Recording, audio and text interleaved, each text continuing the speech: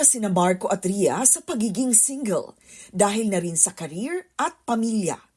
Pero sa pangungulit ng kaibigan, isang araw naging open sila sa pakikipag-date. Kaibigan ko, 2 years na siya. Kinukulit ako sa kanya, actually. More than 2 years. Since sobrang busy ako sa work and lagi ko kasama ang mga pamilya ko, sila mama at papa, mga kapatid ko, parang hindi ko masingit sa schedule ko mag-date. So one day, kinulit niya ulit ako. Sabi niya, inipapakilala ako sa iyo. And I was in a funny or parang yung mood ko. Sabi ko, sige, pakilala mo na ako. One day, nasa work ako, suddenly may natanggap akong message na common friend namin na sabi niya may ipapakilala daw siya sa akin. And sabi ko naman, sige, send mo lang yung number niya and mag-hi ako sa kanya. May panahon talaga na kumakatok si Cupido. After a week na nagte-text kami everyday, nag-decide na ako na magkita kami in person para makilala namin ang isa't isa. And at the same time, yun na yung parang turning point ko na if ever ba na inaaksaya ko lang yung time niya or itutuloy namin ang ligawan stage. March 19, first date namin. I remember sabi niya magkita kami sa isang cafe and at 3 o'clock, I was 10 minutes early. Wala pa siya doon. Yun pala, dumating na siya doon pero puno yung cafe kaya he decided to go to Espresso House sa Tusho. Sabi niya, punta ka na lang dito, sa tabi lang yan. So na-impress ako kasi sabi ko, hindi lang siya on time. Early pa siya. Nangyari ang first date sa isang coffee shop. Sa unang date pa lang, komportable na sa isa't isa at ramdam na rin ang magic. At tila ramdam na rin ang forever fever. And then, nakita kami, sabi niya, Marco. And I like that. Walang best-best, so very formal. And he sat me down sa table, asked me, this is my treat, anong gusto mo? Yung mga ganong bagay ba, very basic, mahirap nang hanapin sa mga lalaki. He made me feel at ease, hindi ako na-stress, hindi ako, parang tagal na namin magkaibigan. Nung nasa coffee shop na kami, nag-enjoy ako nakipagkwentuhan sa kanya at di namin namalayan na oras na pala. To the point na lumapit sa amin yung staff at sabihan kami na magko-close na yung shop. Pagkatapos ng first date, para silang nasa alapaap. Yung date namin yun yung parang pinaka-impressing sa akin. Mas natuwa ako sa kanya kasi unang-una yung mga expectations ko bago kami magkita, kakaiba ang mga nangyari. For example, nung expect ko pagdating niya naka-luxury bag siya, but ang dala-dala niyang bag yung parang pampalengke lang. So para sa akin, cool ito ah. Tapos nung hinatid ko na siya after namin nag-date, papunta sa sasakyan niya, talagang ina-expect ko kung hindi Tesla ang sasakyan niya, isang luxury car din. But nabigla ako nung pagbukas niya ng sasakyan, isang old car na maliit na malapit na siyang kunin ng talyer. So, ito yung mga bagay na bigla akong na-surprise at natuwa dahil ito yung babaeng hinahanap ko na napakasimple lang. So he walked me to the car and I remember going back to Sonnefjord. Hindi ko alam bakit pero napaluha ako. And ang saya-saya ko at naalala yung feeling na ito pala yung sinasabi nila na malalaman mo kung siya na. Mahilig mag-travel si Marco, pero espesyal sa kanya ang Paris. Dahil sa pangarap at panaginip niya, kung sino ang babaeng isasama niya doon ay ang pakakasalan niya. Madalas kami nagta-travel ng mga friends ko, pero kapag Paris na pinag-uusapan na topic, iniiwasan ko ito. Kasi lagi kong sinasabi sa kanila na one day, kapag pumunta ako ng Paris, ilalaan ko ito sa taong pakakasalan ko.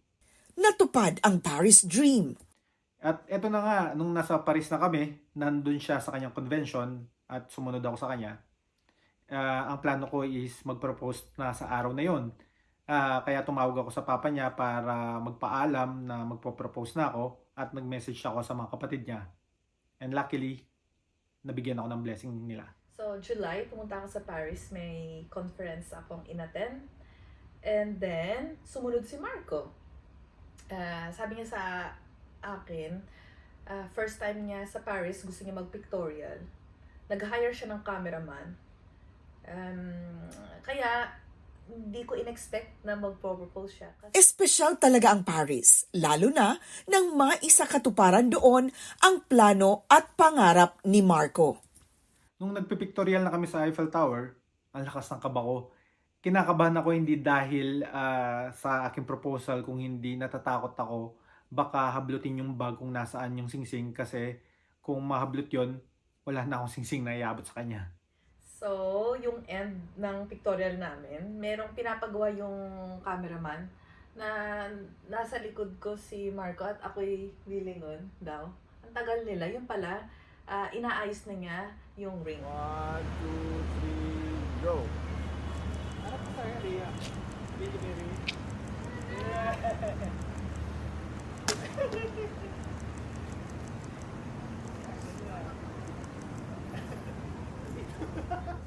Dream come true na nga. Pareho silang parang nasa Cloud9. Always imagined how it would be kung one day may mag-propose sa akin. Pero yung nangyari na sa akin mismo, yung lumuhod si Marco, hindi ako nakapagsalita. Sa tuwa ko, sa saya ng puso ko, si Marco pa nagsabi, di ka pa sumasagot? Sinuot ko na yung sing-sing sa daliri mo. And finally, she said yes. Ang sarap ng feeling kasi natapos na yung proposal and at the same time, parang dream come true na rin. At nakikiayon talaga ang tadhana. May pagsubok sa pamilya pero nalalampasan at sumasabay pa rin sa nakatakda. 10 years ago, na-diagnose si mama ng ovarian cancer. Therefore, isa sa pangarap ko na nandoon siya sa wedding day ko. And that is my dream wedding. Nung sinelebrate namin yung birthday ni Kuya, nagulat ang lahat kasi biglang sinabi ni Mama na magpakasal na kayo sa birthday ni Ria. Birthday ni Kuya, magkasama kami ni Mama at Papa, sila Ate Bella, si Kuya, si Rafa, and biglang si Mama sabi niya, nag-pray ako kay Lord. And sabi niya na magpakasal na kayo. Nauna na ang civil wedding at ito ang isa sa di makakalimutang araw ni Ria at Marco. And I now pronounce you husband and wife. Congratulations. You may kiss the bride. Ang dami-dami kong nagustuhan about kay Ria. Unang-una, napaka-God-fearing niya. Pangalawa, love na love niya ang family niya, especially ang kanyang mom and dad.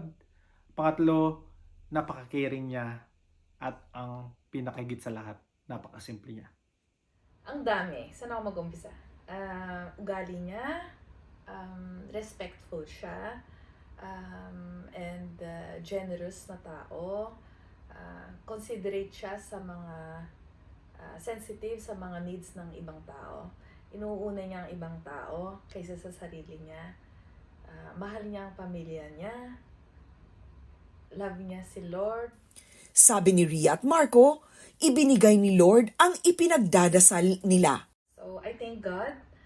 Natupad ang dalawang pangarap ko sa buhay. Nag-graduate na ako as a doctor. And number 2, na-witness ni Mama at Papa ang wedding ko. At ngayon kasama natin sila.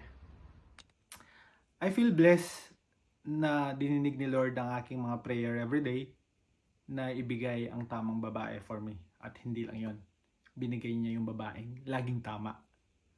Tunay nga na ang pag-ibig at ang taong nakalaan sa iyo ay darating sa takdang panahon. Huwag lang mainip at manalig sa Diyos. Rose Eclarinal, ABS-CBN News, London.